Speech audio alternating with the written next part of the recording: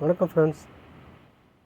இப்போ நீங்கள் பார்க்குறது வந்து என் மாடி தோட்டத்தில் போட்டுருக்க முருங்கை.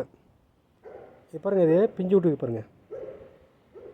இது நான் ஏன் போடுறேன்னாக்கா, இது வந்து கிராமத்தில் இருக்கிறவங்களுக்கு இது வந்து பெருசாக தெரியாது. நகர்ப்புறத்தில் இருக்கிறவங்க, இந்த மாடி தோட்டம் வைக்கிறவங்களுக்கு இதில் வந்து ஒரு காய் விட்டால் கூட அது வந்து ரொம்ப சந்தோஷமான விஷயமா இருக்கும். இது பாருங்கள், நான் வந்து ஊர்லேருந்து ஒரு சின்ன ஒரு மரத்துலேருந்து கட் பண்ணி வச்சிருந்த ஒரு சின்ன குச்சி, அதில் ஒன்றும் அவ்வளோ சரியாக வளரல.